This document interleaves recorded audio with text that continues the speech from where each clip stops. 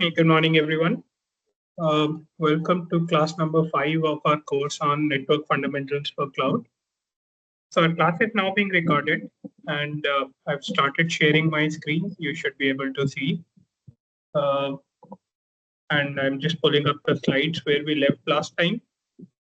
So quick recap of where we left in and what we covered in the last class. So we had started the discussion on the network layer control plane.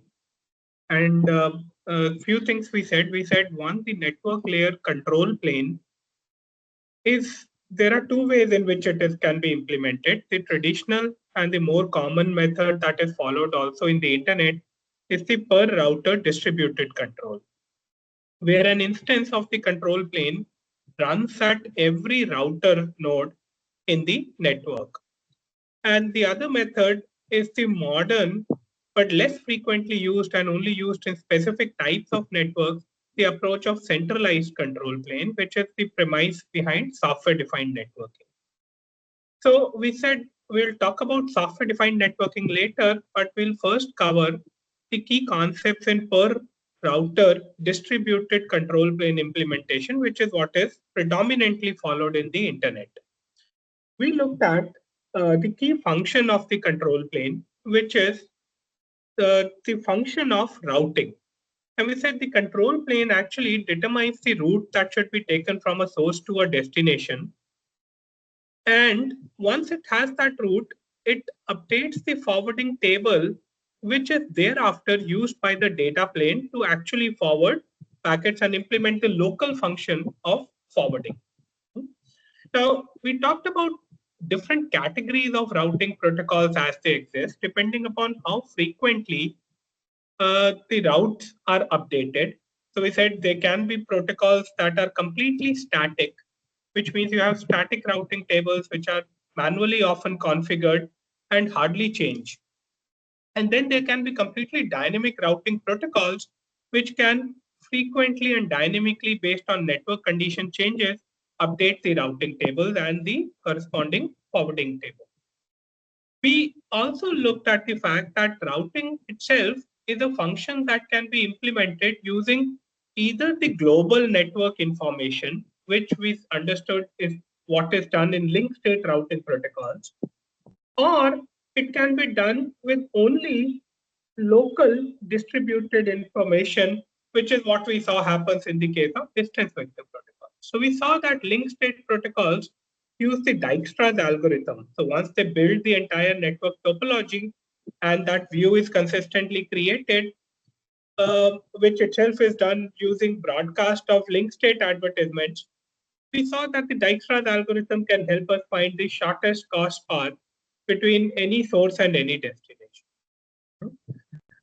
We noted that the link state protocol is not scalable to very large size network because of the fact that it relies on broadcast of information in the network, especially the link state advertisement messages are broadcasted in the network.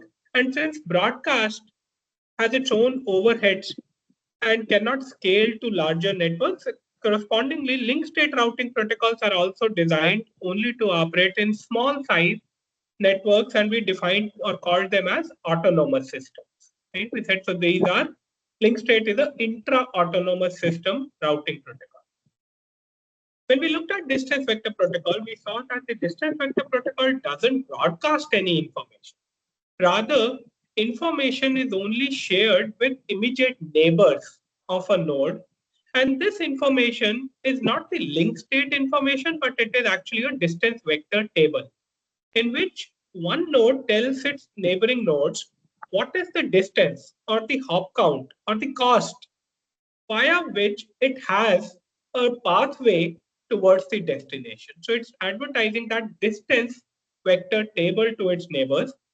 The protocol works via state information diffusion, and this is the last slide we had seen last class, where we saw that at every instance, at every clock tick, every iteration in reality of the protocol, the information, the distance vector information, is diffusing through the network one hop away at a time until the entire network has been covered, and a consistent converged forwarding table has evolved at every network node based on these distance vector information tables that are diffused, not broadcasted, but diffused through the network. Again, we noted that since diffusion takes time, we saw that every iteration diffuses the information one hop away. We noted that the networks once again cannot be extremely large, because in large networks, this information diffusion and the subsequent convergence of the forwarding tables will take a lot of time. And therefore, once again, distance vector protocols are well suited for use within an autonomous system only. So the distance vector protocols are also intra-autonomous system routing protocols. This is where we had left our class last time. So now I'll just put it on slideshow view. So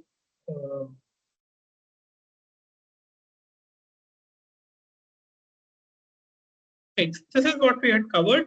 And the next thing now to understand is, so we've talked about how intra-autonomous system routing can be done using one of the link state or distance vector routing protocols, which are both dynamic routing protocols.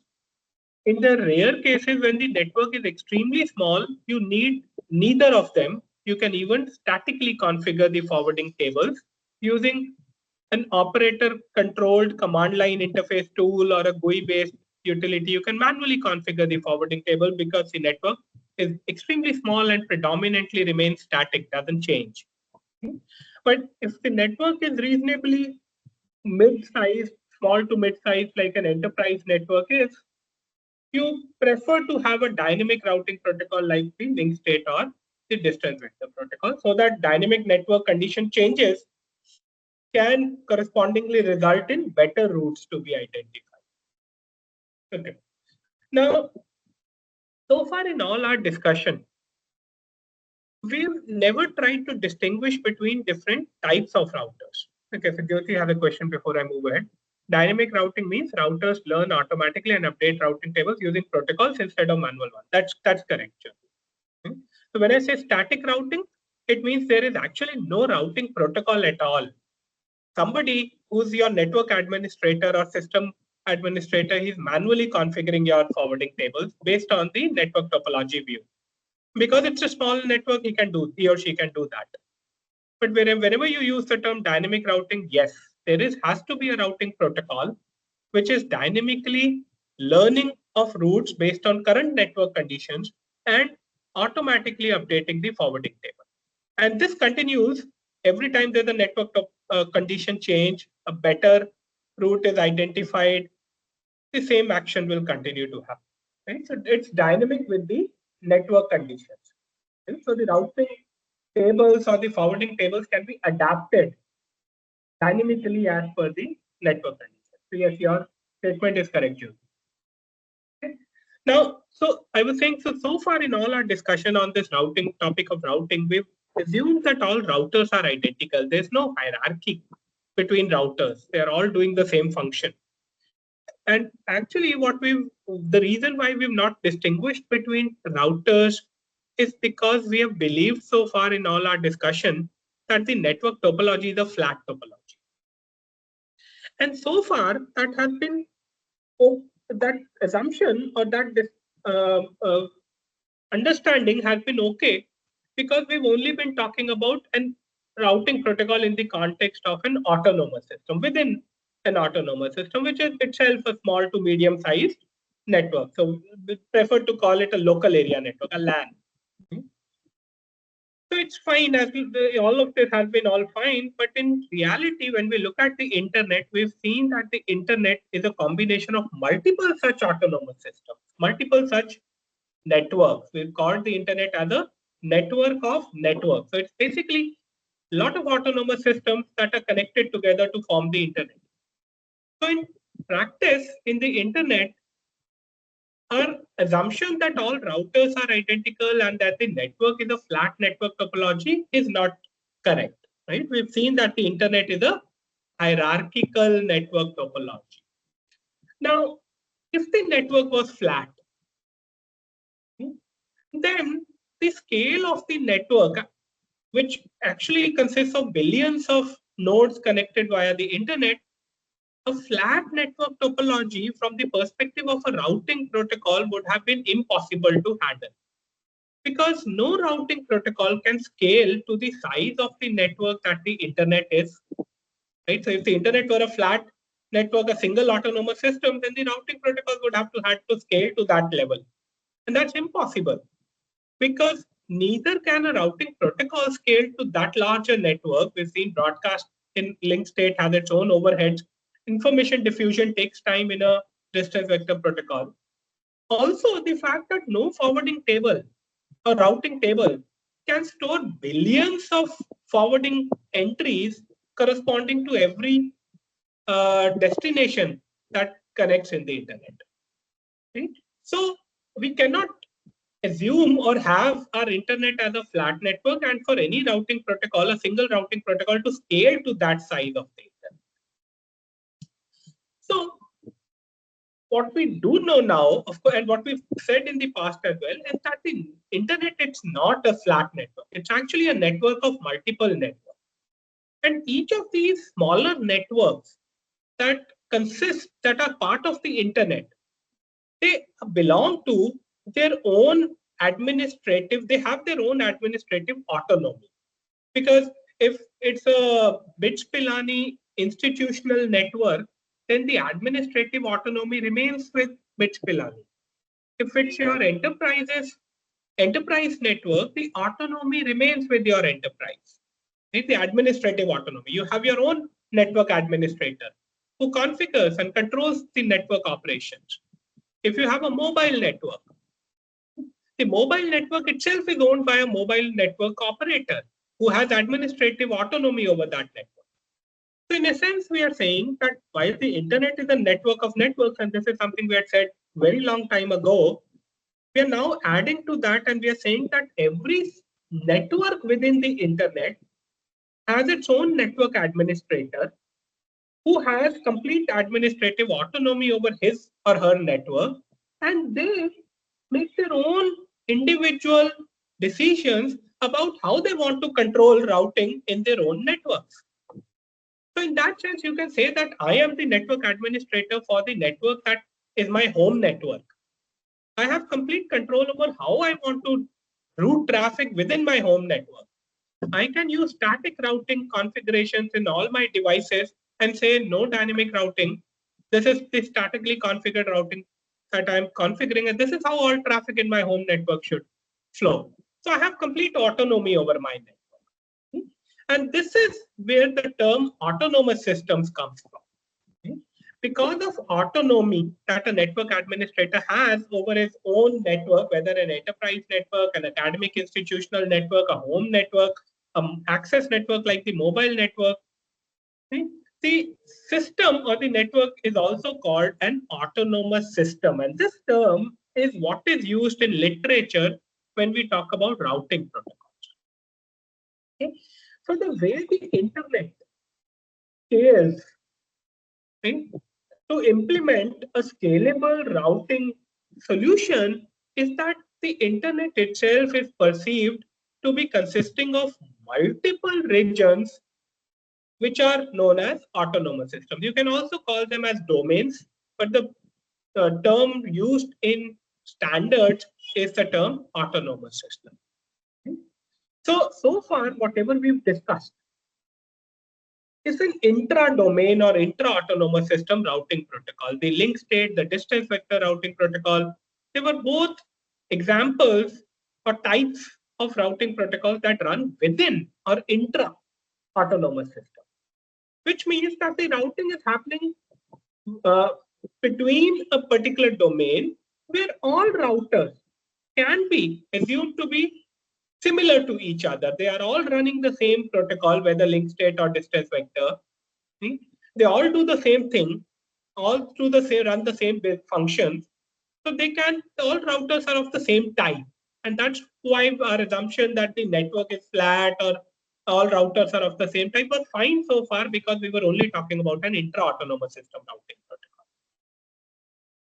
But as network traffic has to go outside of an autonomous system as well. We have to figure out how do we understand or learn of routes that reach to destinations beyond my autonomous system. So the intra-autonomous system routing protocol has only helped me identify routes between any source to any destination which resides within my autonomous system. So if I'm in my enterprise network, I have my laptop plugged into the enterprise network. I want to reach out to the timesheet server or the payroll server. Then the intra-autonomous system routing protocol will route my application traffic towards the payroll server, both of which are in the same autonomous system in the enterprise network. That's what these routing protocols have helped us to do. But if I now open up my browser and I type www.amazon.com and Amazon server is not within my enterprise network, how does my traffic now get routed to the Amazon server? Because this is outgoing, has to go outside the autonomous system. So the first thing that we have to understand is that there are now special types of routers that sit at the boundary of the autonomous system, or call it the edge of the autonomous system. And these are called gateway routers. The term gateway comes from the fact that these routers are special purpose routers which help you connect to destinations outside of your autonomous system. So in that sense, they are gateways to go out of your AS, autonomous system. Similarly, they are gateways to receive traffic from external internet sources trying to reach a node within your autonomous system. So they're also receiving internet traffic from outside the internet, outside the autonomous system from rest of the internet, and forwarding it to your destination within the autonomous system. So they are gateway routers. They're special purpose routers. What is special about these gateway routers is something we'll just talk about in a moment. Okay. But to complete this discussion about routing and how can I reach the Amazon server, how do I learn of the paths that should be taken to reach the Amazon server, which may be residing in some data center, maybe in the United States of America, and that data center can be seen to be its own autonomous system. The data center network can be seen as its own autonomous system. So to learn of routes outside of my autonomous system, I need a new type of routing protocol, which cannot be the same as the link state or the distance vector routing protocol. And this is called an inter-domain or inter-autonomous system routing protocol. Okay? So inter-autonomous system routing protocols help you identify routes between autonomous systems or across autonomous systems. So I am trying to go from my enterprise network, which is my autonomous system, to Amazon server, which resides in Amazon data center, which is another autonomous system belonging to Amazon. How does my traffic get routed across autonomous systems? That's where inter-autonomous system routing protocol comes in. And the reason why gateway routers are special routers is because they perform not only intra-domain route, they participate not only in the intra-domain routing protocols because they're actually a part of the autonomous system, but they also participate in inter-domain routing, and therefore they also implement the inter-domain or inter-autonomous system routing protocol.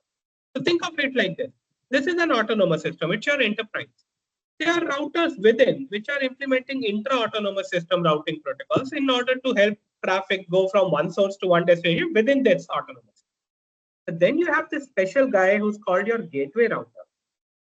Inside, it is talking to the rest of the routers using the intra-autonomous system routing protocol, so that any traffic that is reaching it from outside, it is able to route it to the destination within the autonomous system. So it has to participate in intra-autonomous system routing. But because there can be traffic coming from inside, which has to go out of the network, it also has to participate in inter-autonomous system routing. And that is what we are going to discuss today. What is inter-autonomous system routing? What is the most predominantly used protocol? Is it a distance vector protocol or is it a link state protocol? The answer to both these questions is no, because neither scales to the size of the internet. So what is it? Right? That's what we are going to talk. Okay, Jyoti has another question. If two ISPs are connected to a network, then in this gateway router decides which path to use, meaning routing protocol will be preferred with lower AD costs. Yeah, so this question gets answered, Jyoti, in due course of time in today's class itself, as to what happens when I have multiple paths via two different ISPs to a network. How do I decide on which route to take across autonomous systems? We're going to come. This is what we are going to talk about today's class. Okay. So let's look at now our view of the internet as nothing but actually a set of interconnected autonomous systems. This is what our internet is. And a part of our internet looks like this. There are three autonomous systems in this diagram, AS1, 2, and 3. They're connected to each other. So it's a part of our internet, and it's a network of autonomous systems.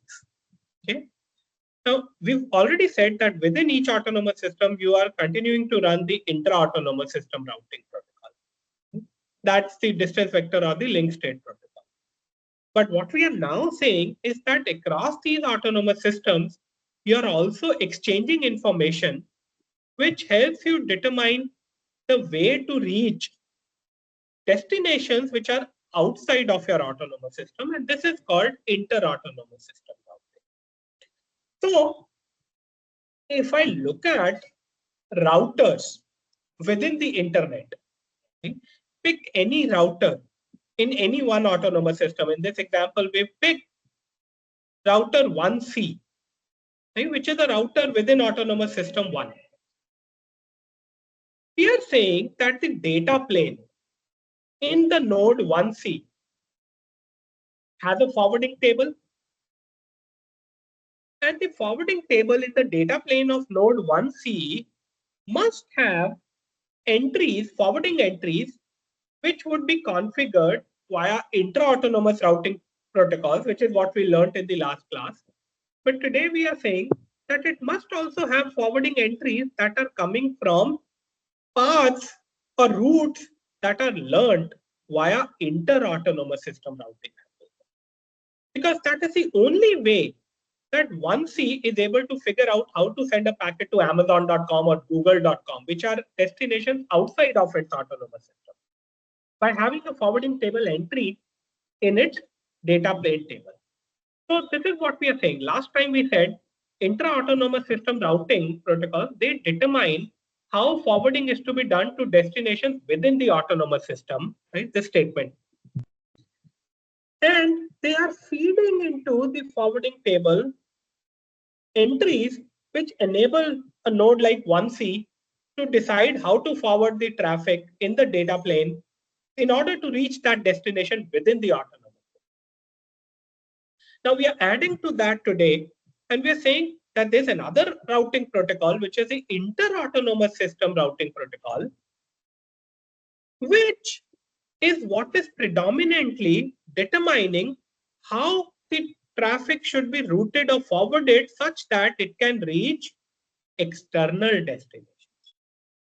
Okay, so to summarize, I am saying that if you pick any router in the internet, this data plane of that router will have forwarding table which consists of both entries that have been learned via intra-autonomous system routing, and these are pathways to reach a destination within the autonomous system.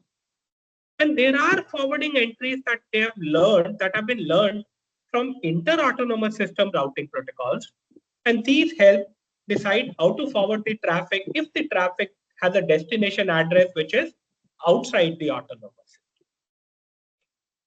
Now, the question at this point in time arises that if every router is supposed to have a forwarding table consisting of both intra and inter-autonomous system routing, does it mean eventually the forwarding table will have equal number of entries as the number of destinations that exist all across the globe? Which means, will the forwarding table have billions of entries in the forwarding table so that it can reach all the net destinations across the internet? The answer is no, because we know it's not scale. That doesn't scale. I can't have such huge forwarding table. not only does it require a lot of memory space in every router, it's not scalable. So what is it that the inter-autonomous system is putting into the forwarding table? Okay. And I'll give you a answer right away now itself, even before we discuss routing protocols, so that you can keep that in mind when we discuss the inter-autonomous system. So in reality, what you have in your forwarding table at, let's say, a node like 1C is it'll probably have IP addresses like A.B.C.D, right? Which are exact IP addresses pointing to a particular destination node. But this node is actually a node within my autonomous system. And in the next column, I have the next hop. What is the outgoing link through which I have to send this packet? This is what we've learned last time. But what the inter-autonomous system routing protocol feeds me is not an exact route. When I say exact route, it doesn't give me route to a particular node in the network. What it rather gives me is a way to reach a subnetwork or a network. Right? So it will rather tell me x dot y dot star, which means if you have to reach any node, the star dot star mean any. Right? So 1.1, 1.2, 1.3, 2.1, 2.3. So all addresses x dot y dot 1 dot 1 to x dot y dot 1 dot 255 and x dot y dot up to x dot y dot 255 dot 1 to x dot y dot 255 dot 255. How many addresses are these? These are 2 raised to power 8 into 2 raised to power 8, which is equal to 2 raised to power 16 addresses. All of them have been aggregated because they're part of one, let's say they're part of one autonomous system. Right? So the inter-autonomous system protocol tells me how should I reach a particular network? What pathway should I take to reach a particular autonomous system? Okay, Pradeep has a screen freeze. Are you guys? Yeah, Jyoti says it's fine. So Pradeep, maybe a local network issue at your end. Yeah, Priyank. Networks will also be a lot. So we'll talk about that when we come to inter-autonomous system routing. Right? So in fact, I'll answer. Maybe I'll answer it in a minute as well. So just a minute. I'll answer that question. Okay, but I see a lot of people have that issue. Ravi has that issue. So what I'm annotating on the slide, how many can see that? Okay, same for me as well. So let me just stop screen sharing maybe then, and then start screen sharing again. Maybe it's an issue at my end. Or even if it's not, maybe a stop start helps.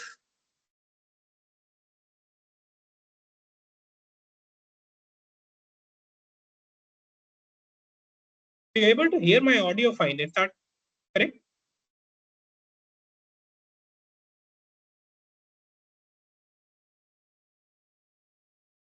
Okay, so then it's not a network issue, but maybe a screen sharing issue only. Let me start sharing again.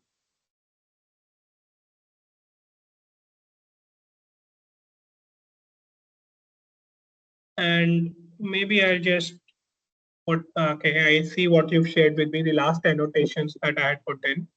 Yeah, maybe I'll just update once again the.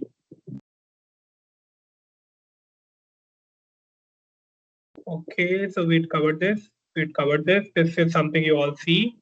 Right. So what I had written is I had made two entries in this forwarding table. One, the blue entry coming from the inter-autonomous system routing protocol. So let me even be a little more smarter and I'm not sure if I am that smart too. Just one second. Yeah, it is there. So let me take a blue pen and write the entry which is coming from the intra-autonomous system. It's giving me a route like A.B.C.D with outgoing interface, let's say 2. That's giving me the next hop. So that's the blue level entry that comes from the intra-autonomous system routing protocol. It exactly tells me what is the path that I should be taking or outgoing interface for a destination that is my within my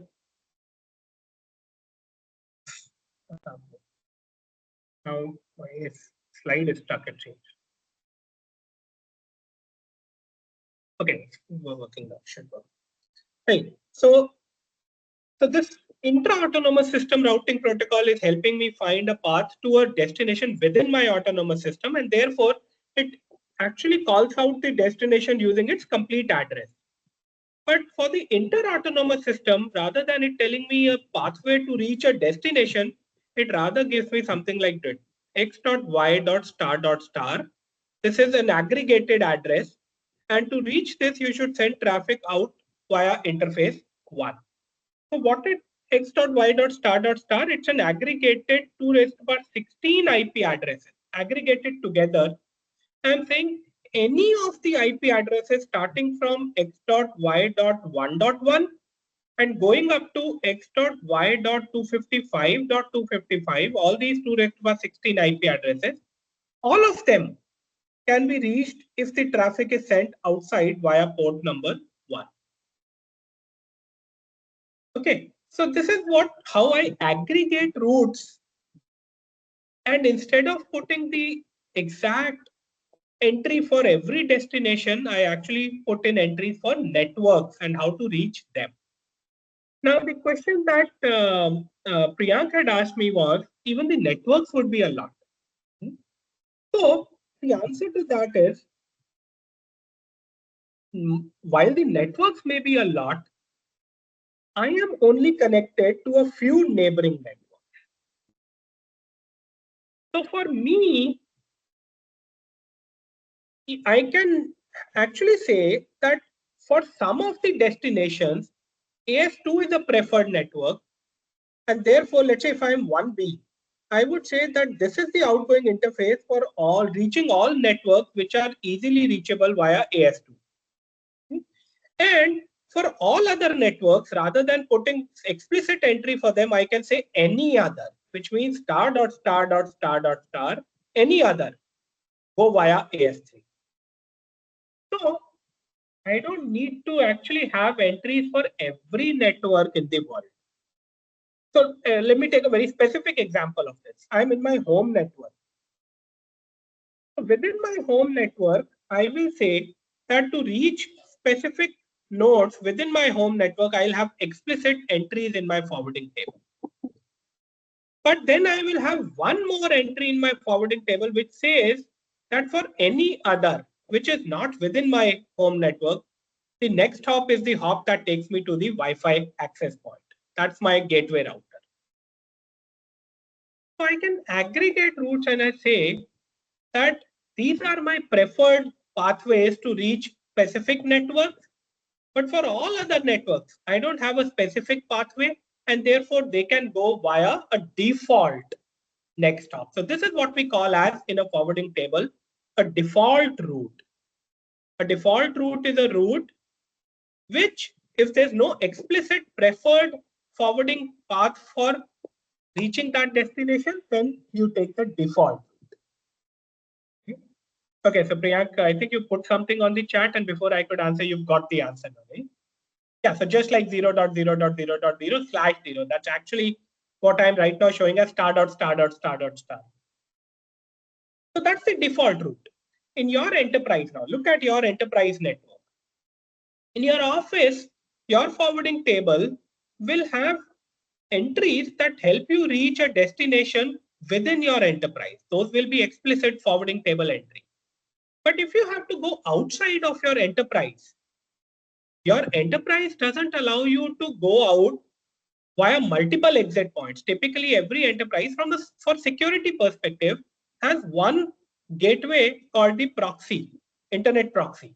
This is the pathway to go out. So you have a default route which says anything other than destinations within my network, then the next hop is the path to reach the proxy. And then the proxy decides how to forward it to the right, taking the right path towards the destination. The proxy plays the role of a gateway. Right? Okay, so Priyank has a question. Can you explain this as well, sir? Sir, will these addresses will be private ranges or public ranges? I believe public, as LAN ranges can be same for different autonomous systems, so routing will be an issue. Okay, so good question, Priyank. In reality, all your intra-autonomous system routing can work with private IP addresses. So I can say that uh, all nodes within my autonomous system, they are assigned a private IP address, and private IP addresses are well-defined ranges. So IP addresses that are 192.168.something.something, they all belong to the private IP address range. Okay? So intra-autonomous system routing protocol can continue to function on private IP addresses, and those are the IP addresses that are being fed into my forwarding table. So you can say that the blue IP address A.B.C.D in our site is a private IP address, and that's perfectly fine. But when I have to go outside my autonomous system, the destinations reachable via the internet, these are all public IP addresses. Right? And this is where DNS comes in. When I say www.amazon.com, I generate a DNS request which goes to a DNS server asking for a public IP address corresponding to amazon.com. And the DNS server gives me the public IP address of the Amazon server. And that is the IP address that I use to reach the Amazon server. So all these red addresses, they're all public IP addresses. Okay. So any routing that is happening outside of the autonomous system, outside of my local area network, has to be a public IP address. On the internet, we only communicate across autonomous systems using public IP addresses. Okay? Because there has to be a unique node identified by a unique public IP address. Private IP addresses, as you said, Priyank, can be reused across autonomous systems. But because they remain within the autonomous system, they don't cause a confusion. It's like, think of it like this. Every hotel all across the world. So think of a hotel as an autonomous system and rooms within the hotel as individual nodes. Now, every hotel can name the rooms based on floor numbers. Floor 1 has room numbers 101 to 120. The room floor 13 has 1301 to 1320. And the same numbering for rooms can be used across hotel to hotel. And it's fine as long as I'm within one hotel. I'll ask where is this guest staying, and he'll tell me 1320. I know 1320 is an address within the hotel. Right? It's a private address, but I know it's within that hotel. But when I have to go from one hotel to the other hotel, what do I need? I need the public IP address of the other hotel. So as soon as you go outside the autonomous system, you need a public IP address to get your traffic forwarded to that address. Within any autonomous system, private IP addresses are good. Right? So yeah, Jyoti, the concept of natting, I don't want to introduce right away to confuse people, but what you're saying is right. But yeah, so this simple example of, think of it like being within a hotel or outside of. If I have to send a letter within the hotel, I give it to the concierge. I say, I am in room 102. This is my source address. This letter, can you deliver it to room 1302? And the concierge knows 1302 is the room within the same hotel. But when I have to send it to a room 1302 in another hotel, I'll say room 1302. And I also put the public IP address of that hotel. I say hotel ABC, so-and-so drive, so-and-so ad lane, so on and so forth. So I have a complete public IP address, correct? So that's how the forwarding table also consists of private IP addresses and forwarding entries for private IP addresses within my autonomous system and public IP addresses outside my autonomous system. Okay, okay. I think who asked about proxy and yeah, Gautam asked about proxy and Priyank has answered it, right? So I think Gautam, that's address. Think of it like a gateway that takes your traffic outside of the autonomous system, but it's more than a gateway because it also has security implementation. So it also has a, yeah, as Priyank said, some kind of a firewall implemented.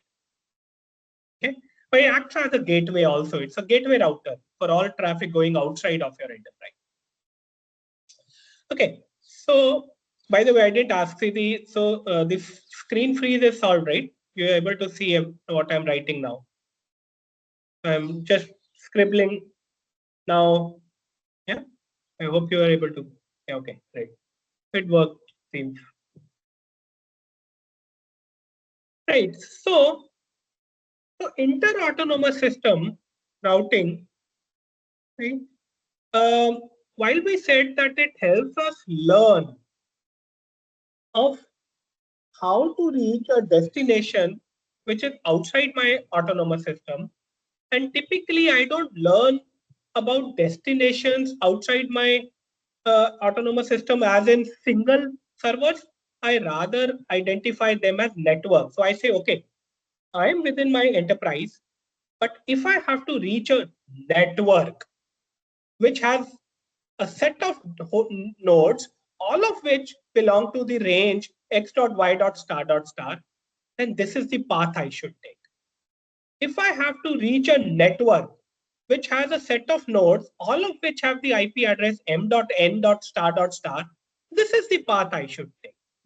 And for all other network and nodes in the internet, which are not part of x dot y dot star and not part of m dot n dot star, so all the others, I will take this third path, which is what I just called as the default path. So this is what we learn for all networks which are outside my autonomous system.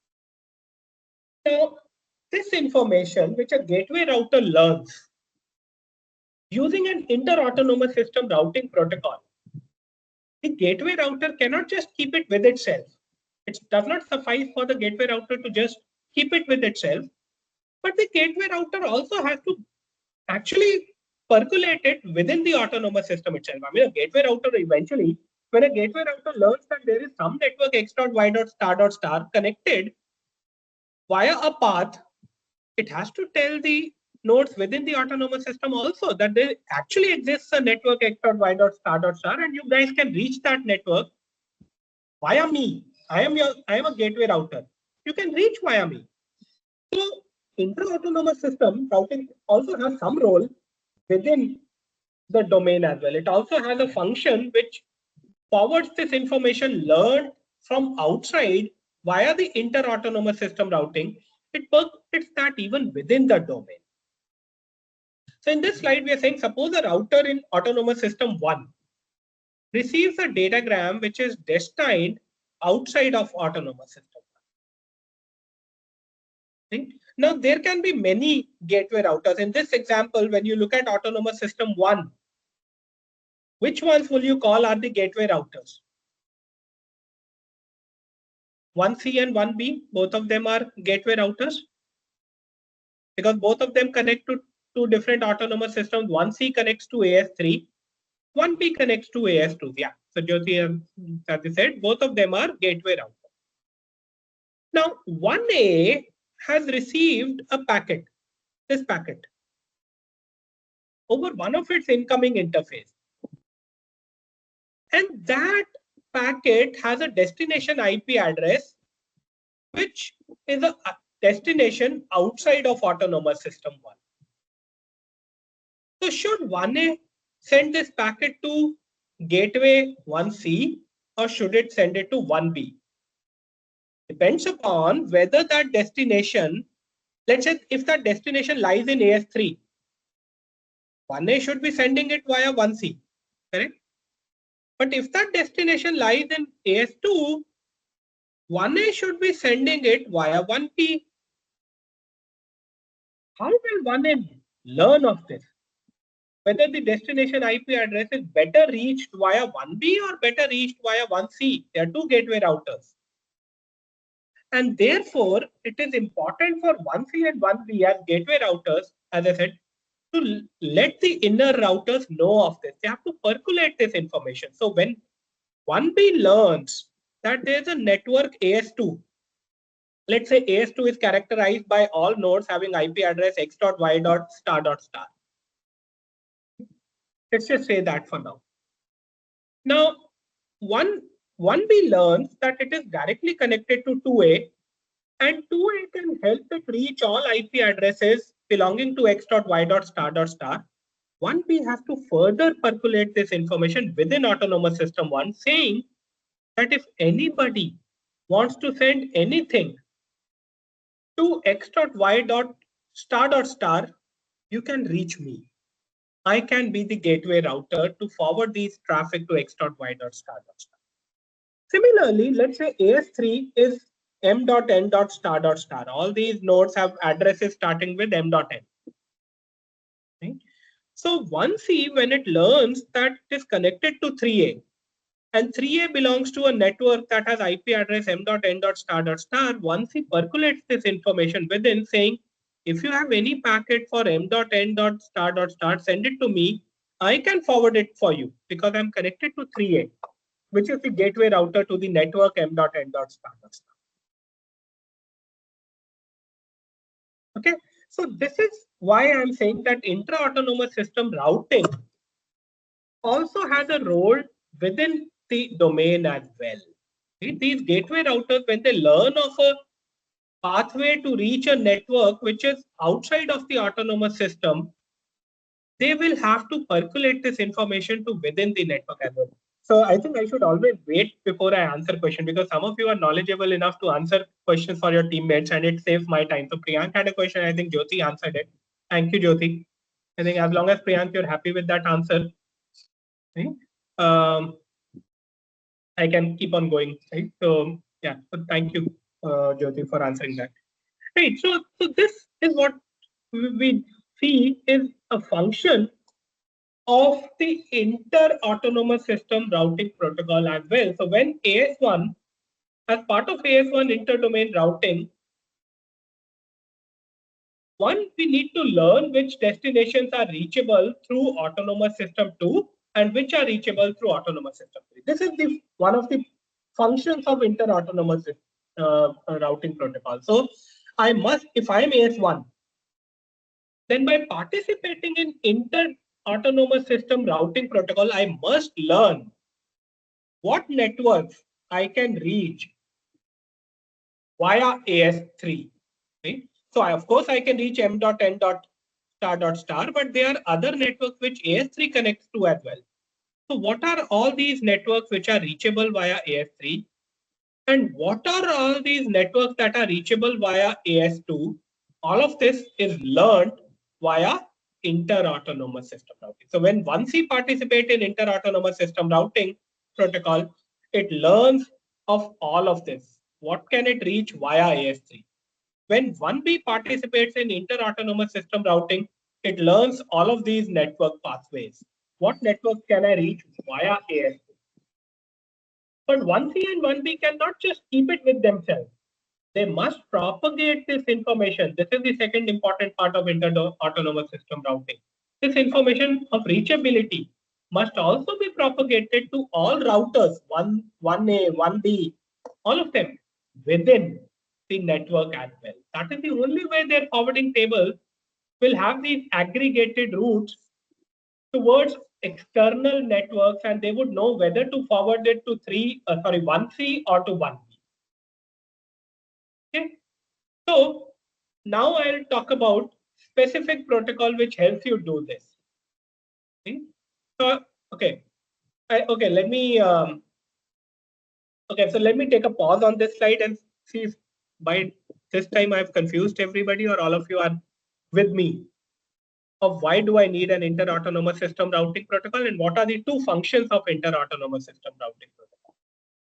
So the twin functions are: one, learn of all destinations reachable via my directly connected neighboring networks. Okay? Or in other words, learn of destinations reachable via all my gateway routers, which you also call as border routers sometimes, border gateway routers. So these are called BGRs, border gateway routers, because they sit on the border of my network and they're gateway routers. So we call them border gateway routers. The reason I'm using this name is because when I talk about the routing protocol, that protocol is also named the same. It's called border gateway protocol. So the inter-autonomous system routing protocol that we'll talk about is actually the BGP protocol, as Priyank has just spoken. So BGP, which is an inter-autonomous system routing protocol used in the internet, is actually a protocol. It's a border gateway protocol. So it runs between border gateway routers. And this protocol enables the border gateway routers to learn which destinations are reachable via their neighboring connected networks, all the networks that are reachable, and they propagate it within the network autonomous system. Okay, so Anil's question again answered by Jyoti. Does a gateway router distribute its own autonomous system subnets to other gateway routers? The answer is yes, as Jyoti said, but not the private IP addresses. Okay, so every autonomous system externally is known via public IP address range. Okay, so externally you only advertise public IP addresses. See, Anil, to understand this, I'll help you understand this, Anil. Okay, think of an enterprise network, your own enterprise network. Now, there can be 100 nodes within your enterprise network. But my question is, how many of these nodes are publicly accessible servers? When I say publicly accessible servers, I mean to say how many of these servers need to be contacted by nodes on the internet for some function. So normally in an enterprise, it's always the web server, which is publicly accessible. Okay? So my enterprise web server, so you have a web server which hosts your website, www.myenterprise.com. This is a web page hosted on what? Your enterprise web server. Correct? Now this web server must have a public IP address. Because if it doesn't have a public IP address, it cannot be reached from across the internet. Okay, and probably this is the only server amongst these 100 nodes that you have that exist in your enterprise network which needs to be having a public IP address. All your other nodes, 99 nodes in the enterprise, are they reached? Do they have traffic coming in from the internet, which is initiated by the internet? No.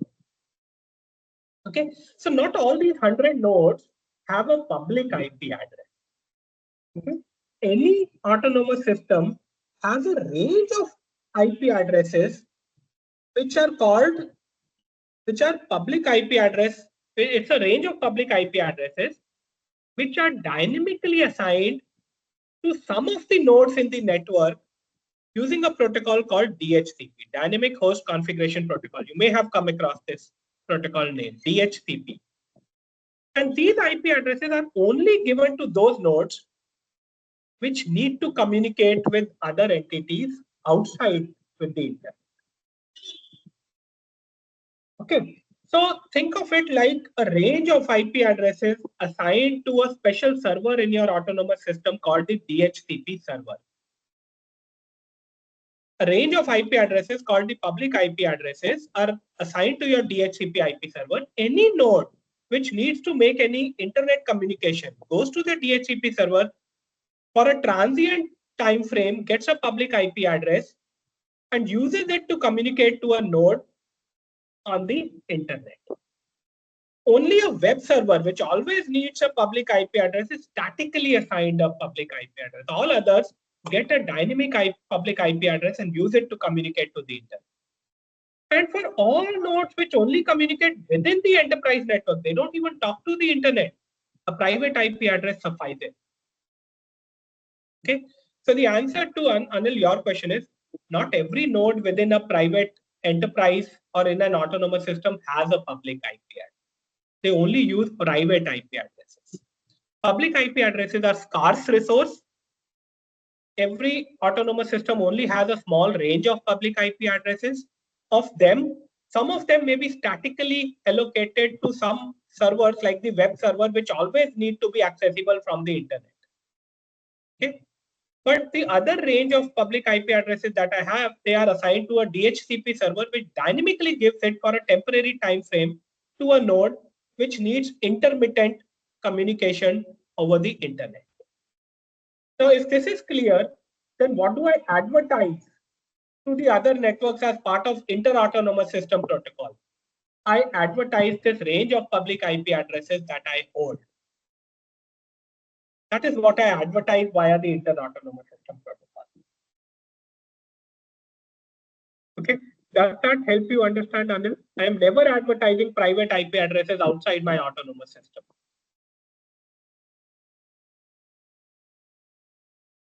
Okay. So if I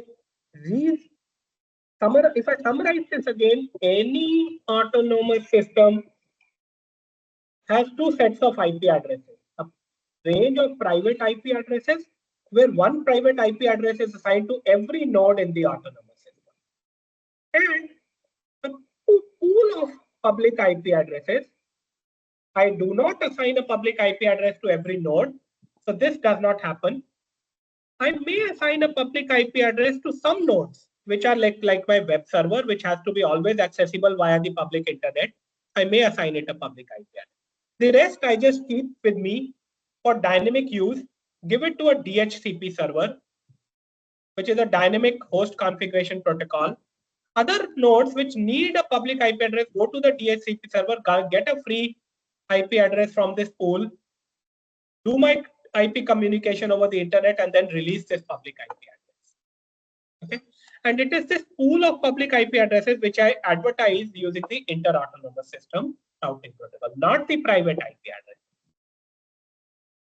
Okay, so that's how routing works in the internet. Okay, now if you've understood this much, and people who've not, I know it's a little complicated for people who studied it for the first time, but go through these slides again a couple of times. I think you'll get the idea. Okay, so now that we understand both inter-autonomous system routing and intra-autonomous system routing, these are two categories of routing protocols. Now let me give you names of some common routing protocols that are used in the internet. So when it comes to intra-autonomous system routing, intra means the distance vector or the link state protocols within an autonomous system. These are commonly used protocols on the internet. RIP, or which is a short for Routing Information Protocol, is standardized via RFC 1723. It's a classic distance vector routing protocol. Okay, so RIP is the name of the protocol. Its type is distance vector, and therefore it's an intra-autonomous system routing protocol.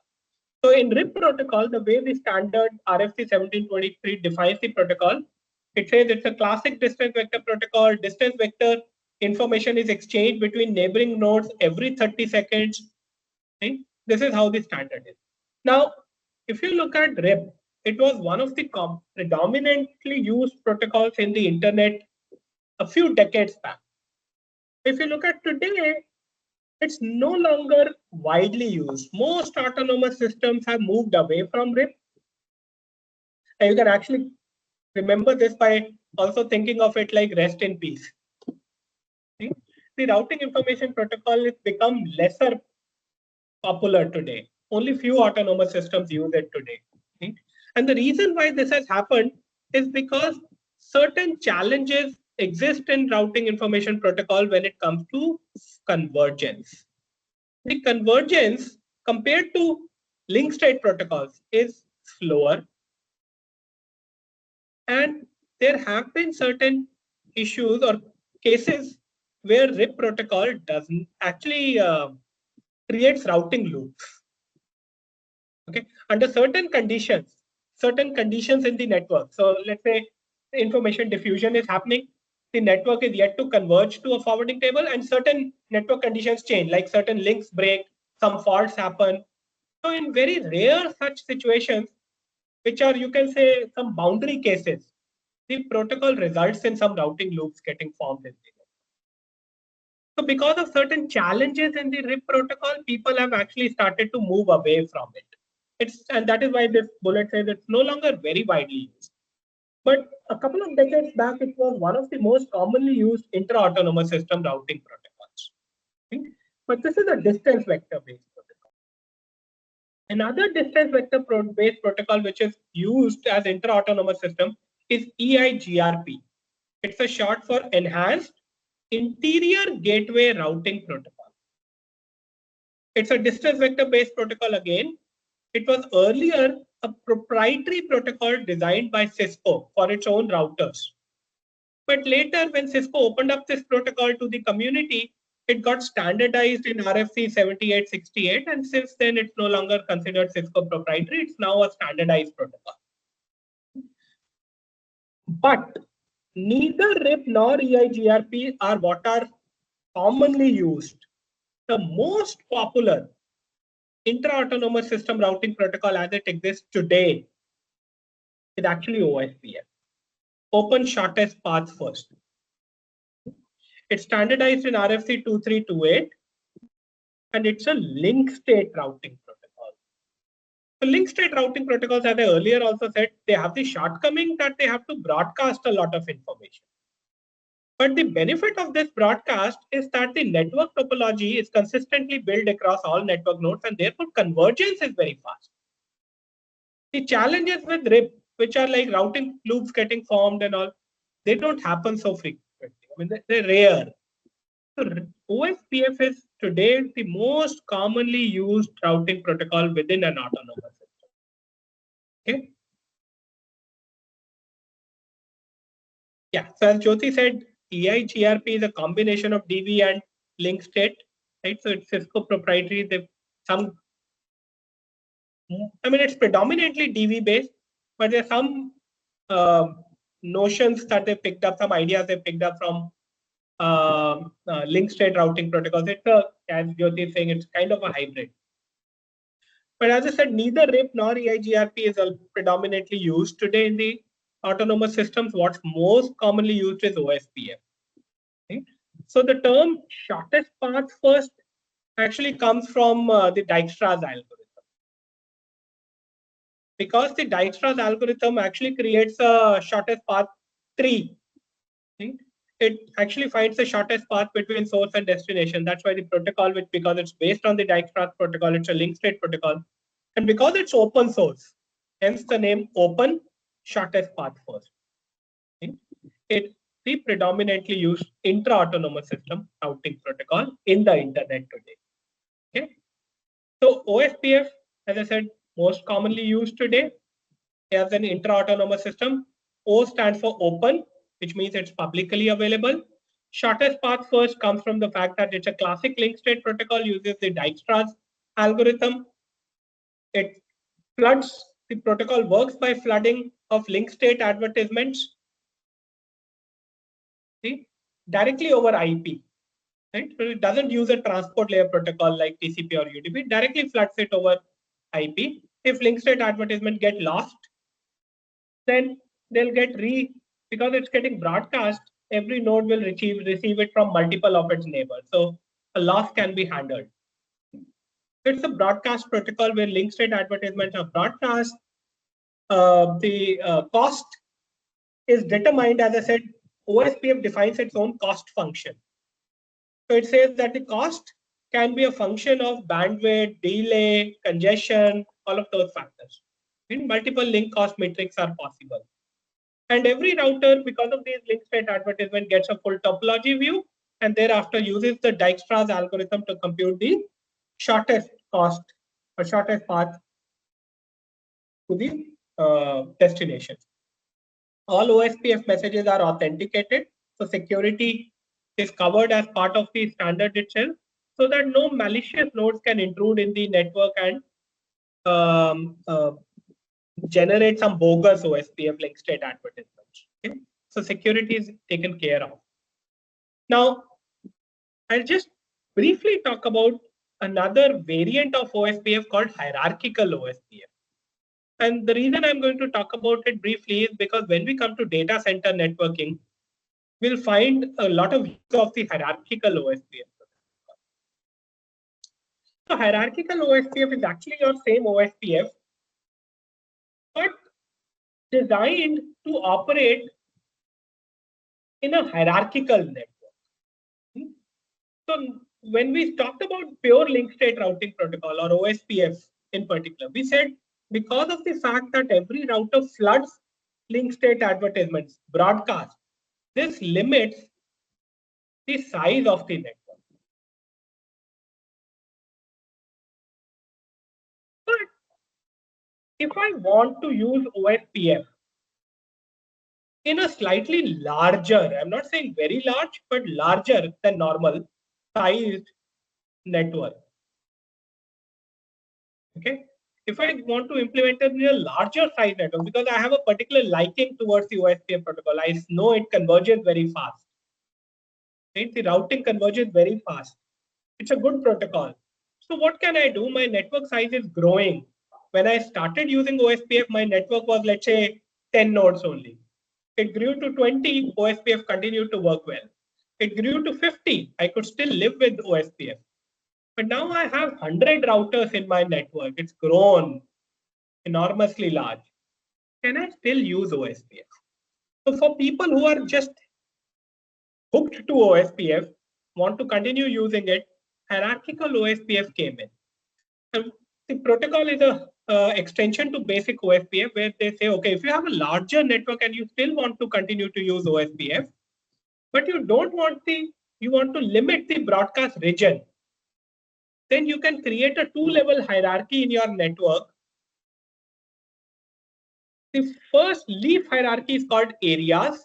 So define multiple areas and then create an area 0 as Jyoti has just put on the chat. Call it the backbone, which connect all the other areas. So link state advertisements can be limited within the area only. So I'm not broadcasting it across areas. I'm only broadcasting the advertisement within an area. So either within area 1 or within area 2 or within area 3 or even within area 0, backbone area, but not across area. So in a way, we are saying that every node will only have detailed topology view of only their area. Right? But across areas, the backbone helps connect or forward traffic. So it's like, once again, you can think of the backbone as, okay. In fact, what you can see is that these special routers, which are connecting to the backbone, these are actually called area border routers in hierarchical OSPF. And you can actually think of them as equivalent to your gateway routers. Right? The only difference is in this case, this is one autonomous system. So I am refraining from calling them gateway routers because this is one autonomous system. There'll be a separate gateway router. Maybe this is the gateway router, which takes traffic outside the autonomous system. But these are area border routers, which do something similar to a gateway router. They're aggregating routing information of this area and forwarding it on the backbone. And this is how, because backbone information gets forwarded and routed also, a two-level hierarchical network can be built using OSPF, where within the area, every node has the complete topology view, but outside in the backbone, you are aggregating the area nodes and then broadcasting them in the backbone. So link state advertisements getting broadcast in the backbone can be seen as aggregated advertisements. Okay. You don't need to go any more detail into hierarchical OSPF. I just wanted to briefly mention it just to say or give you an idea that there are extensions to OSPF which help you to slightly extend the size of your autonomous system and still continue to use the OSPF protocol. Okay. At this time, I'll actually, okay, yeah, so I actually, what I said is also written on this slide. What do local routers do and what do area border routers do? They summarize and then advertise in the backbone. As I said. Okay, at this time, I think I'll take, yeah, I was about to say that, Priyank, and you asked for it. I think we are at a logical point where we can take a 5-minute break. What remains in the routing topic is the last part where I've introduced you to inter-autonomous system routing, but now I'll, just like we talked about OSPF, which is an intra-autonomous system routing protocol very commonly used in the internet, right? We also said, okay, RIP and EIGRP are also intra-autonomous system, but they're not very commonly used. But OSPF is an intra-autonomous system routing protocol, which is very commonly used. Okay? I will now, in the next part of the class, for maybe 10 to 15 minutes, talk about another protocol called border gateway protocol, which is a inter-autonomous system routing.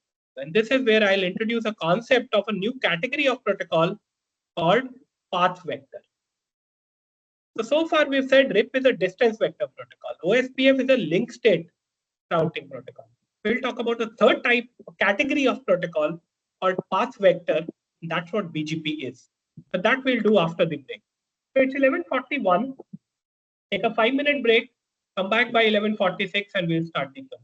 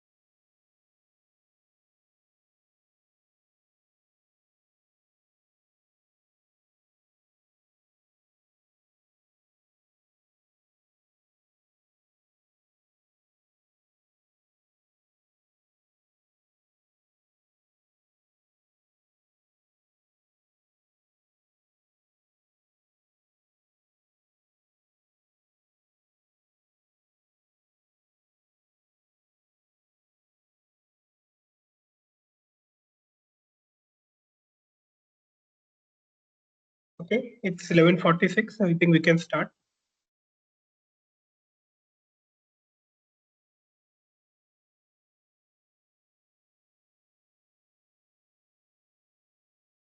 Okay, what is BGP? BGP is short for Border Gateway Protocol. It's the de facto inter-autonomous system or inter-domain routing protocol which is used in the internet. So while for inter-autonomous system, a network administrator has multiple choices.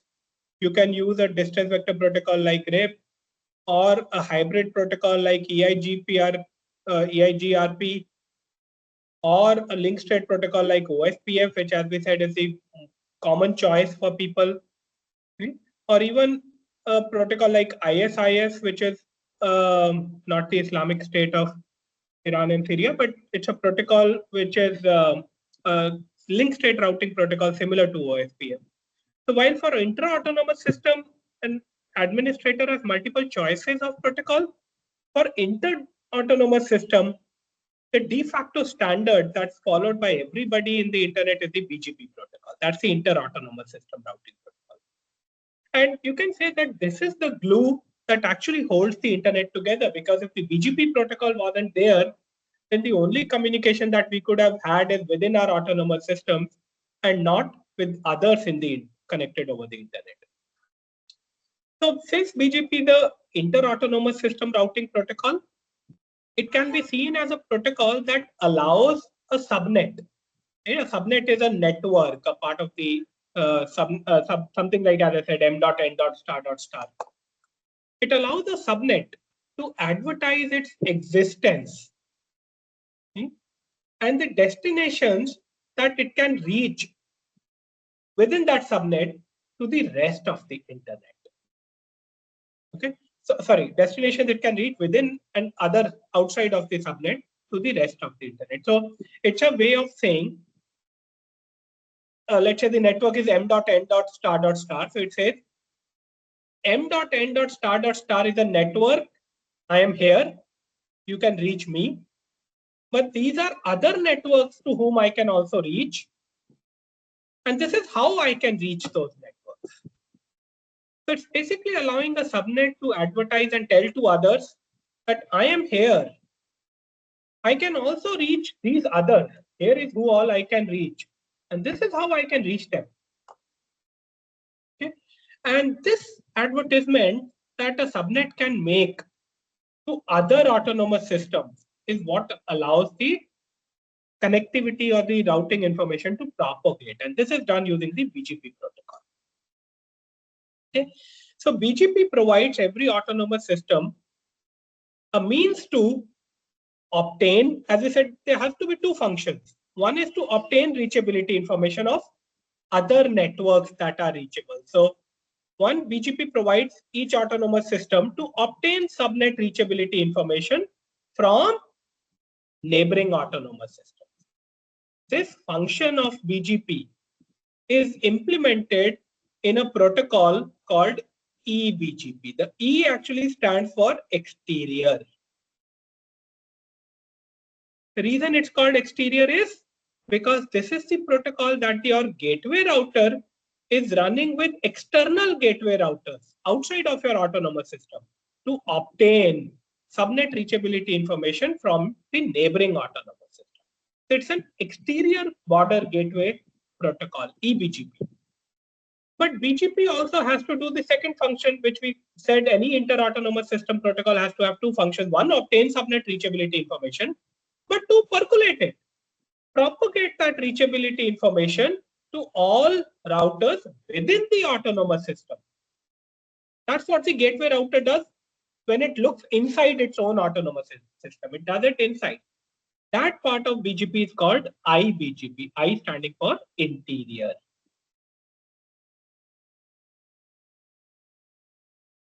Okay. So BGP has two parts, eBGP and iBGP. The BGP protocol, so to answer Ravi's question, BGP protocol has, like an inter-autonomous system Okay, so remember what I said when I said what are the functions of an inter-AS protocol? There are two functions, A and B.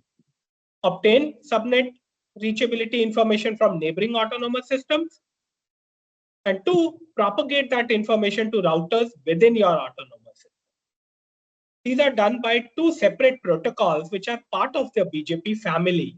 So you can think of BGP as consisting of two parts. eBGP, which does the first function, obtains that reachability information from neighboring OS, and iBGP, which percolates that information within the autonomous system to other internal routers. Okay, that should answer your question, Ravi. I think Priyank has already gotten an answer. He's asking me to ignore the question, so I'll do that. Okay, so we'll look at what eBGP and iBGP are, but this is the broad distinction. It is basically two different parts of the BGP protocol which implement the two functions required from an inter-autonomous system routing protocol. Okay, so in a sense, BGP helps determine a good route to other networks based on the reachability information that is being advertised and exchanged. And in addition to that, another important thing which I will mention in now and I explain it in a while, policy. Okay. So when we talked about inter-autonomous system routing protocol, we said it helps us determine low-cost routes to other destinations within the autonomous system. Okay. So inter-autonomous system routing protocol like OSPF uses the Dijkstra protocol to help me find a low-cost path towards a destination within my autonomous system. And the cost, as we said, can be a function of bandwidth, delay, a lot of different things. Similarly, BGP is also helping me determine route, but not to a destination, to other networks. Okay? Because what are we advertising in BGP? We are advertising aggregated routes. We are advertising subnets. Okay? And that is why when I talked about the forwarding table, I said the forwarding table for inter-autonomous system routing only has aggregated data entry, forwarding table entries. And that is why my forwarding table doesn't have to scale to billions of entries. Okay. So BGP is actually helping me determine good routes. Now, what is good? Just like I said, low cost in intra-autonomous system. Good is something that I'm putting in apostrophes right now. We'll define what is good. So it helps me find out good routes to other networks based on these advertisements that I'm receiving from eBGP and iBGP. And in addition to that, my autonomous system policy. Okay, so why is policy so important? And what do I mean by good routes in the case of BGP? That's something we'll just talk about in a moment. But before that, let's try to understand eBGP, iBGP a little bit more. So in this diagram, we once again have those three autonomous systems, AS1, 2, and 3. And you see that a gateway router 1C, let's take the in between one. Gateway routers 2A and 2C. They have red-colored connectivity towards other autonomous systems. 2A connects to 1C, 2C connects to 3A. These are your eBGP protocols running. Because these are running external to the autonomous system. Okay, so this protocol that is running between 2A and 1C and 2C and 3A, this is your eBGP protocol. Okay, so you are learning about destination subnets that can be reached via neighboring autonomous systems. But what are the blue ones? Once you've learned that, you're percolating that information further to inner routers within your autonomous system. This is iBGP. Okay? Now, why do I say logical connectivity? Because it's not necessary for 1C to be directly connected to 1D. It's not necessary for 1C to be directly connected to 1A. Okay? It's only a logical connection that they have. the IBGP message will be sent by 1C. So what will I do? I'll create a IP packet. It will actually be a IBGP packet. Okay? But it will have the destination IP address 1A, source IP address 1C, and how will it be routed towards 1A? How will the packet from 1C, IBGP packet from 1C get routed to 1A? Let me test the understanding of the class. How much are you following? So 1C has to percolate this information it's learned from 2A inside to 1A, 1B, 1D. It does that by creating an IBGP packet. That's a normal IP packet. I shouldn't have put IBGP here. I should have put IBGP here. So it's an IBGP packet with an IP header. The IP header has destination address 1A, source address 1C. How does this packet reach 1A from 1C? Does 1C have to have a direct link to 1A? Or can it still reach 1A even if 1C doesn't have a direct link to 1A? How will it get forwarded, the IBGP packet? Come on, don't give me that shock. I don't see any answer on the chat window. Make an attempt. Correct, Nishant. Thank you. I mean, you're scaring me. Yeah, Yuvraj, you're also right. Okay. So, IBGP will actually use the intra-autonomous system routing to forward this information towards other routers within the autonomous system. So 1A may not be directly connected to 1C. It might only be connected via 1D. So, right? The connection could be like this. 1C connected to 1D, it's connected to 1A. But that information will get forwarded to all internal routers using the local forwarding tables, the intra-autonomous system routing protocol. Okay, Jyoti has something, but in IBGP, next hop attribute is preserved, which is manually updated with next hop self. That's correct, Jyoti. But that is the IBGP packet. I was asking, how does it reach 1A? And you've answered it now, forwarding table. So that's why we are showing this. Okay, let me erase everything that I have drawn and come back to what the slide has. You see the red link, that's a physical directly connected link between 2A and 1C. We're calling it eBGP connectivity. But the blue ones, they may not be direct links. They may be indirect links also. So hence we are calling them logical connectivity. So these IBGP messages are themselves getting forwarded in the network to all routers within the autonomous system using the local forwarding tables populated using intra-autonomous system routing. Thank you, Nishant. Thank you, Yuvraj, for that answer. And Jyoti, thank you for adding. Okay. Now, so if you look at a gateway router, 1C, 2A, 2C, 3A, the reason I said they are special routers is because they are running both eBGP and IBGP protocol. But if you look at the rest of the routers, 1A, 1B, 1D, 2B, 2D, 3B, 3D, 3C, actually 3C I can't say because they've not, let's include 3C for now. They are only running IBGP. So what are we saying? In reality, in the internet, not all routers are of the same type. Some routers do more than the others. In specific, gateway routers run both an intra-autonomous system routing protocol as well as an inter-autonomous system. And even within inter-autonomous system, they do both eBGP and IBGP. But the other routers, they are only doing IBGP and intra-autonomous system routing. Okay?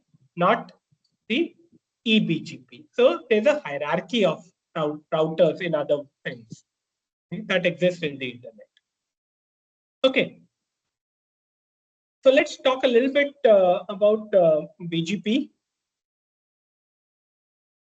Priyank, did you have a question which I missed? Yeah, okay. IBGP will only propagate info of other autonomous system, right? Yes, that's correct. Anything internally to an AS is done via internally. That's correct. That's absolutely right, Priyank. Yeah, no need to be confused, Priyank. In IBGP is still an inter-autonomous system routing protocol. All it's doing, while it's propagating it inside, it's still propagating information learned of external networks. Internal destinations are still being learned via intra-autonomous system.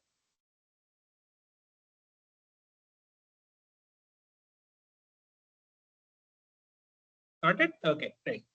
Okay. So let's talk about BGP basics.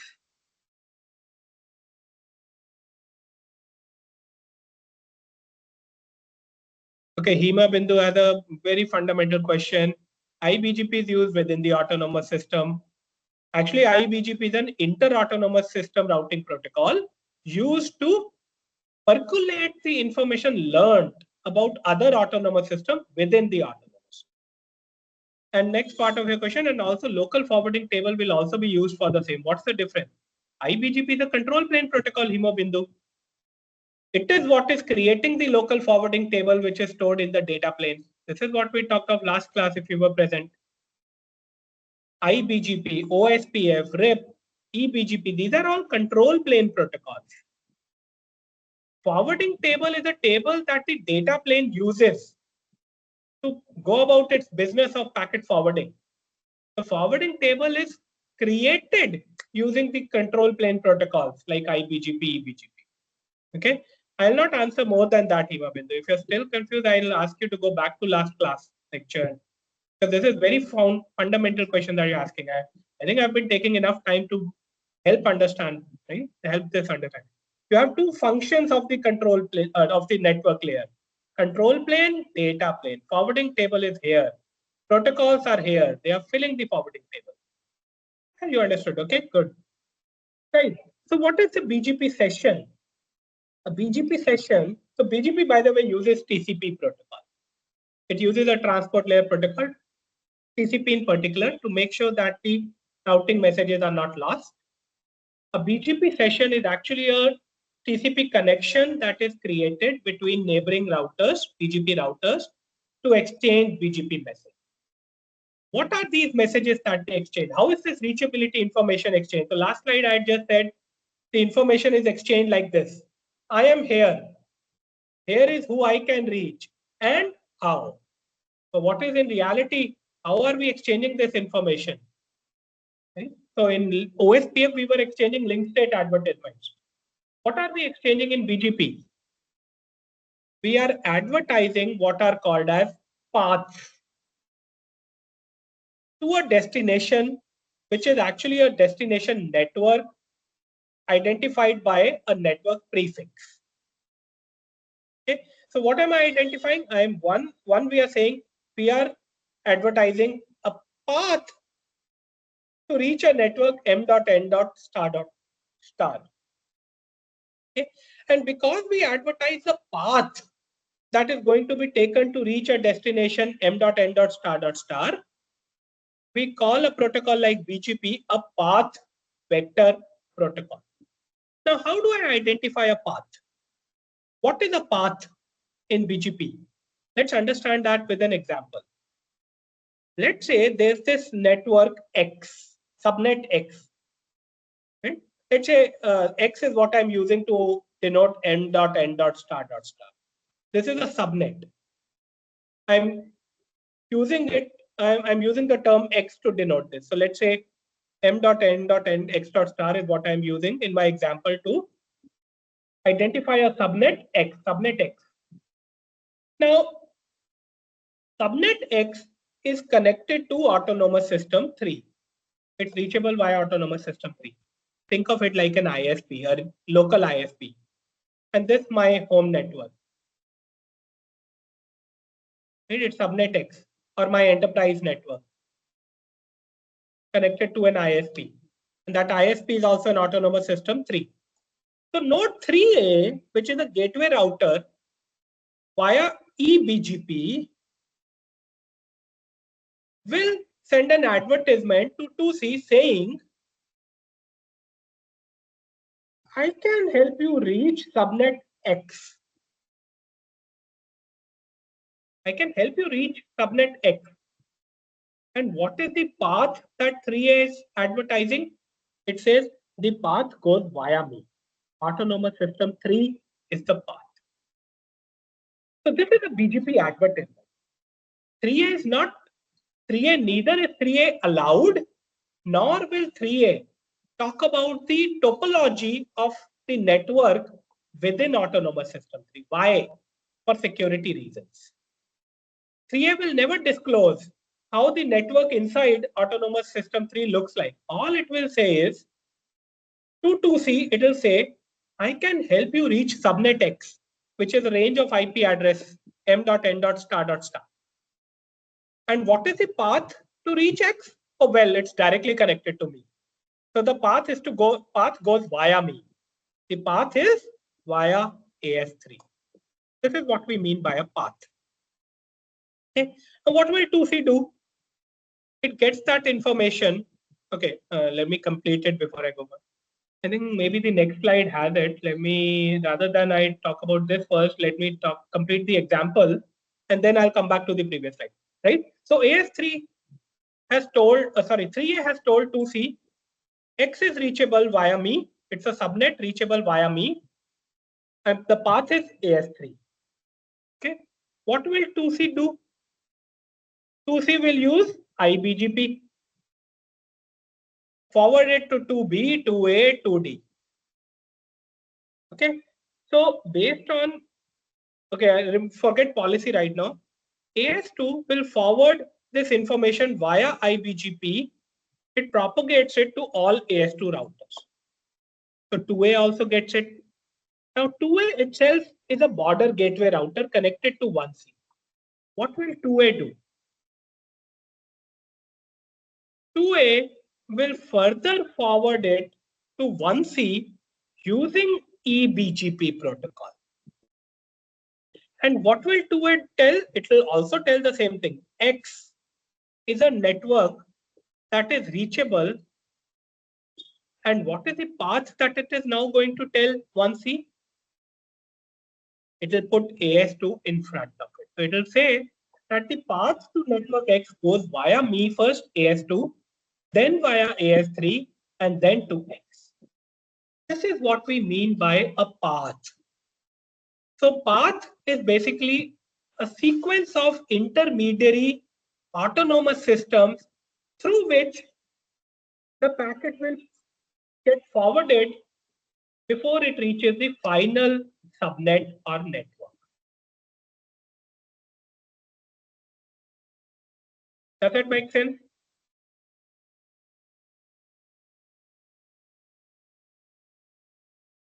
Okay, so this is what we mean by a path. Let me see if it's okay. Yeah, Priyanka has a question. Will you explain how AS numbers work?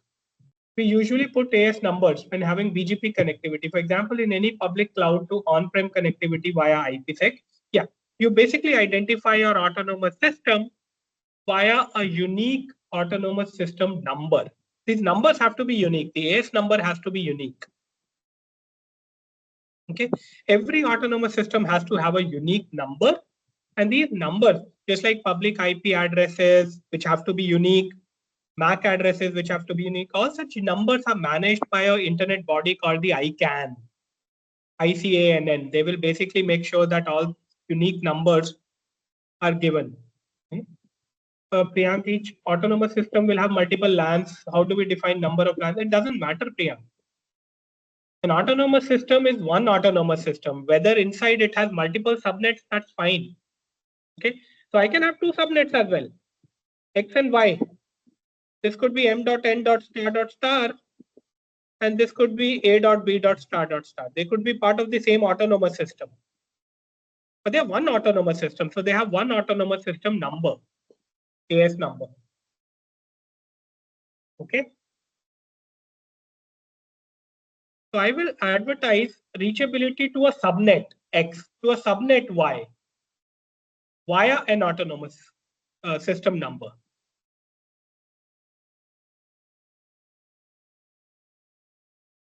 Okay, so this is what BGP advertises. It advertises a path to reach a subnet, and that is why the protocol is called. That's why the name path vector protocol comes in. It's a vector database of paths to reach a subnet.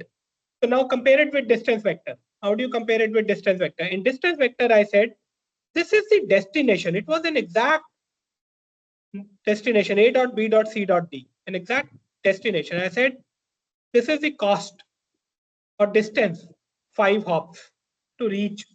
It was called a distance 5-hop vector protocol. Here we are saying A.B.C.D has been replaced by a subnet. I'm not advertising exact entities. I'm advertising subnet. And the distance has been replaced via a path. Autonomous system 2, autonomous system 3, so and so. Now, where does the policy play a role? And how do I select one? If there are multiple paths, how do I select one route over the other? Okay, to understand that, so we've said BGP advertises a route as a prefix, which in our example was X. That was a network prefix. Plus, it also advertises attributes. One of the attributes we've talked about, that's the AS path, autonomous system path. It's the list of autonomous systems through which the prefix advertisement has passed and reached you. So that is the path that the route will take to reach the network X. That's AS path. So in our example, AS2, AS3, that was the AS path attribute. There's another attribute as well in the BGP advertised route, and that attribute is called the next hop. So next hop is basically the router who's advertising this route to you. So if we go back to our example, this example, when 3A advertises this route AS3, X, AS3 is AS path. That's the attribute. X is the prefix. And what is the next hop? 3A. 3A is saying if you have to reach X, the path goes via AS3. I am the next hop for you. When 2C forwards this message further to 2B, 2D, and 2A, it replaces the next hop by, instead of saying 3A, it says 2C. It says, I am the next hop. I am advertising it to you. So if you have to go to X, the path goes via AS3, but the next hop for you is 2C. I am the one who sent it. So that's the role of the next path attribute. Okay, so this is what a BGP attribute looks like, advertisement looks like. It consists of the prefix, which is what is being advertised, and a set of attributes. Two important ones are the path to reach that prefix and who's advertising it. Who's the next path, next hop to go to. Now, where does policy-based routing come in? When any router gets this advertisement, it's not mandatory for that router to use that path to reach a network prefix. I may not be able to use an advertisement because my network policy disallows me to do that. Let me give you an example. Let's say my autonomous system, which belongs to a network in India, receives a BGP advertisement from an autonomous system which resides in Pakistan. And this autonomous system tells me that if you have to reach a network X, then this is the path. And that path, of course, goes via me. And this router is the next hop. And of course, that router is a router in Pakistan. And government of India has said no traffic to the internet going outside of the country of India will go via the region of Pakistan. That's a national policy. Then what do you think the autonomous system will do? Even if it gets that advertisement, it's going to drop it, not use it, not forward it. Because it's a matter of policy. So across autonomous systems, policy plays a very big role. My competitor may advertise a route to me, right? And say that if you have to reach a particular network, then your traffic will go via my network. And I am allowing you to do that. But I don't want to send my traffic via my competitor's network because I don't want my information passing through his network and he eavesdropping over it. It's a policy decision. So in inter-autonomous system routing, policy-based routing plays a very big role. Any gateway or an intermediary router getting a route advertisement uses a policy called the import policy to decide whether it's going to accept or decline that route. It might decide to decline it because it violates an import policy. It may not decide to further advertise it because it goes against the AS policy, autonomous systems policy. Okay, so policy-based routing plays a big role in BGP. So with that, I am going to come to a important thing. What if there are multiple paths to reach a destination? Okay, now I've taken the same example of AS123, but I've made a subtle change. I've connected 1C directly to 3A. So autonomous system 1 is also directly connected to autonomous system 3. 1C is directly connected to 3A. So earlier, because of this propagation of information from 3A to 2C, 2C to 2A, 2A further to 1C, 1C learned that X is reachable via an AS path, AS2, AS3, and the next hop is 2A. Right? But because 1C is also directly connected to 3A, it will also learn from 3A that X is also reachable via a shorter AS path, directly going via AS3, and next hop is 3A. So once he gets two route advertisements via BGP, via eBGP, it learns of a route to X from 2A. It learns of a route to X via 3A. 2A and 3A are the next hops. Via 2A, the AS path is AS2, AS3. Via 3A, the AS path is AS3. Which one should 1C use and propagate further via iBGP? That's the question. Which one should 1C use?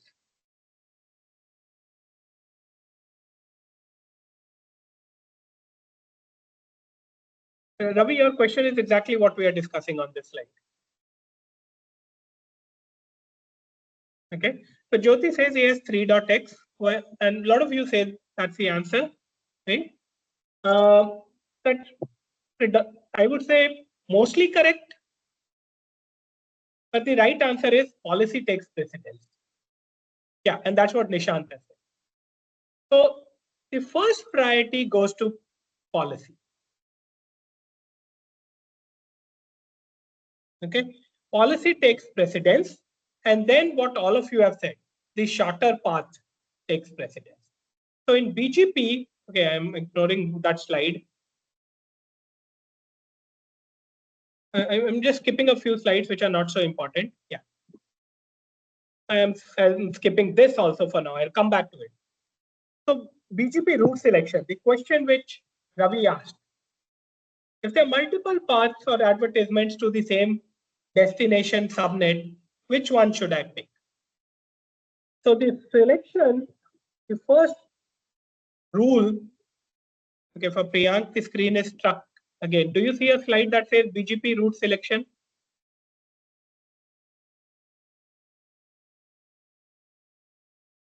I just skipped a few slides very quickly, and that might have confused teams. Yes or no? Do you see BGP route selection slide? No. Okay, okay, Shri. Some people say yes.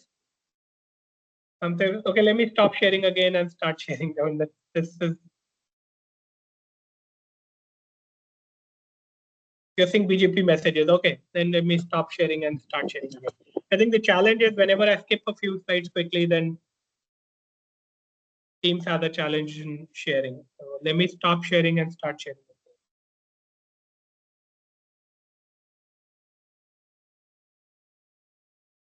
Okay, now you're able to see what I stopped sharing. So I'm starting sharing again now.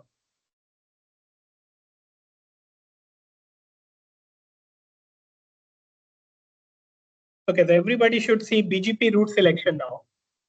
Right? So the first priority is to the local preference value attribute. This is another BGP attribute which defines your policy decision. The policy gets first priority. Once, if the policy allows both, let's say in the previous example, if both were allowed by a policy, then the shortest path, shortest AS path. So I'll take AS3 comma X instead of AS3 comma AS2 comma X. But what if both have the same AS path? Both have two ASs that will pass through. Then I use a concept called hot potato routing, which is I will choose the one where the next hop router is closest to me. So in one case it was 2A, in the other case it was 3A. Whichever next hop router is closest to me in terms of cost, maybe propagation delay, I'll take that. So this is called hot potato routing. Because the AS paths were the same, so there was nothing for me to choose. Policy allowed both. AS path was the same. It went through two autonomous systems both ways. And I took the one which is the closest next hop router to me. And even if both next hop routers happen to be the same delay or closest, I mean, that should not happen. One should be closer than the other. But then you can define your own additional criteria as a network administrator, up to you. This is how BGP route selection. The last thing I want to talk about in BGP, just to give you, just talk about this one slide, which is why do I need intra and inter-autonomous system, two routing protocols? By now, ideally, all this discussion should have made it pretty clear. I'm just wanting to summarize our discussion. Why two different routing protocols, intra and inter? One, because we've learned that policy plays a big role in routing. And therefore, I need an inter-autonomous system routing protocol that is more policy-based than cost-based. Administrator wants control over how his traffic is routed and via whose network his traffic is going through when it's going towards the destination. I want that control. I don't want my traffic going via Pakistan. Right? So policy plays a big role in routing, and that is why an inter-autonomous system routing protocol is important. That's not true for intra-autonomous system because it's a single autonomous system. Policy is less of an issue. But more important, I mean, not more important, but equally important is scale. If I have a flat network, I have a only single routing protocol, my forwarding tables cannot scale. So I need hierarchical routing to save table size and reduce the volume of traffic routing advertisements that are coming in. So I aggregate routes to subnet level in the inter-autonomous system routing. And that helps me limit the size of my forwarding tables by aggregation of routes. Lastly, performance. Within my autonomous system, I need more performance. So intra-autonomous system protocols can be built to focus on performance. That's why I said OSPF has become very popular because they converge very fast. It can help me find the perfect path to a destination node, not just to a network, but to a destination node. So intra-AS can focus on performance. Whereas an inter-autonomous system, I'm not so much worried about performance. I'm more worried by policy. So policy dominates performance. And hence, all of these reasons, I need two different types of routing protocols, intra and inter. Okay. Okay, Ravi has something. So continuing the question, generally we have scenario where we set up an express route connectivity from an on-premise data center to an Azure network with DC and DR. Many scenarios where we require same IP ranges in DC, DR, CC. So in case where optimum configuration, okay. Okay, so this is a question, Ravi, that I will not answer today because this is where we will, when we talk about BGP and OSPF and how they are used in data center routing, that's when you can ask me this question and I'll answer this question. We've not even reached a stage where we talk about data centers. How is a data center network different from the internet? What routing protocols are used in the data center? What is different? When we do talk about that, we'll take up your question. Okay? Right now, we are still on network fundamentals that will help you understand data center routing and cloud network. Right? Okay. Okay. So this is all about control plane routing. And we've completed the topic of network plane, network layer control plane, and the big topic of routing and forwarding. I must say I am one class late, I would say. I mean, there are two topics that are pending to be covered before the mid-semester exams, which is the syllabus for your mid-semester exam. One is the transport layer protocol, TCP and UDP concepts, and the other is SDN and NFV, the topic of software-defined networking and network function virtualization. Normally, based on my past experience, these two topics require three classes. And if I'm not mistaken, because we missed one class, we only have a couple of classes left. Is that right? Before your midterm exam, we have two more classes, right? We have a class on, I think, 6th of September and then one on 13th of September. And then we will have this 20th of September midterm. So yeah, I was about to ask what Priyank you said. I have two options. Either I have an extra class on one of the weekends, or if Sunday is relatively freer for you, if you don't have a class after this class, we extend the Sunday class to another 30 minutes each time. I think with that, I should be able to cover the EC2 course. Okay, to your question, Arup Jyoti, data center networking, I'm planning to start after mid-sem.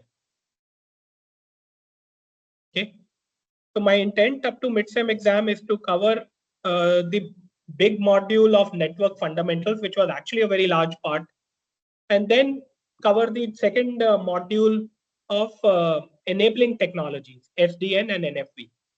These two I want to cover. Okay. Data center network I can start after mid-sem.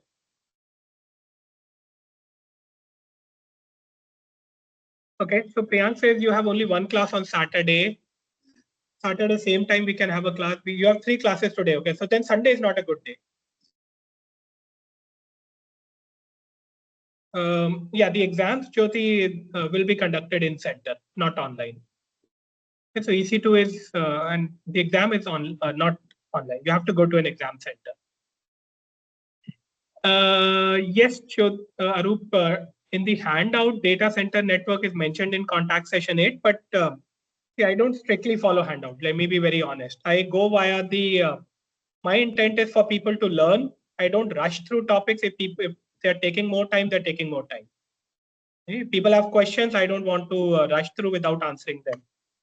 So at the end of the coursework, if you're missing any topic, we will have another extra class. I have no problem in having 17 classes or 18 contact sessions. We'll cover everything in the handout.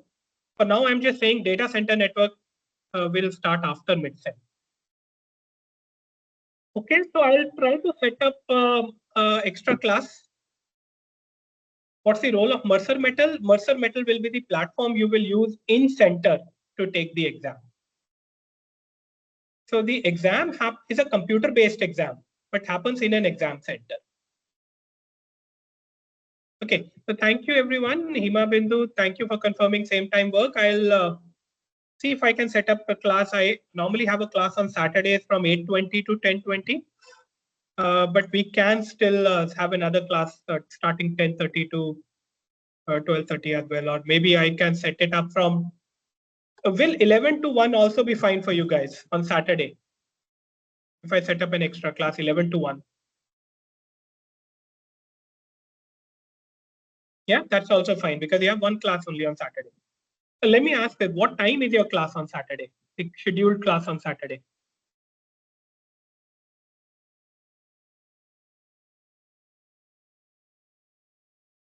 8:20. Okay, so you guys also have 8:20 to 10:20 class.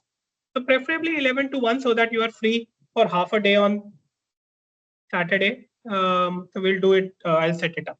Okay, for Pradeep's question, do we have quiz before the midterm? Yes, you will.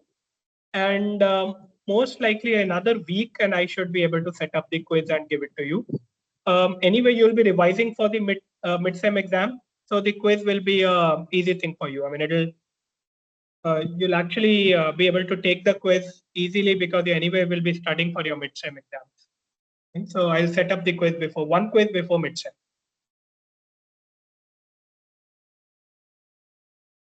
Okay, what type of questions you can accept in EC2? There's one sample paper already put up on the course page on LMS. You should go and look at it. Everybody should look at the sample paper. Yes, PPTs will be good enough for preparation. So if you attended classes and if you go through the PPTs, they'll be sufficient. You don't need to refer textbooks. Textbooks, as I said in the first class, is for people who are used to studying from textbooks or who want to study beyond what we've covered in class, or for whom the topics are not still clear. You can go read the textbook. But for everybody else, PPTs are fine. They suffice for the exam. Okay, so maybe, yeah, so next week, maybe we'll try to have two classes, one on Saturday, one on Sunday, try to cover, okay, Ravi is saying, I think 30-minute extension would also work instead of going for additional class until it's required in worst case. Yeah, I'm fine, guys, whatever you say. One of you can set up a poll on the Teams Win channel maybe, and whatever the majority says, I'll go for it. Okay, so Ravi, maybe you can do that. Put up a poll on the Teams channel. Two options, 30-minute extension each class or extra class, and let's see what the majority want. We'll go with it. Yeah. Okay, I'll not take any more time for you today. You have 3 classes, so let's close this class and decide it offline. Thank you everyone for joining in, and I'll see you next week. Thank you. Bye-bye.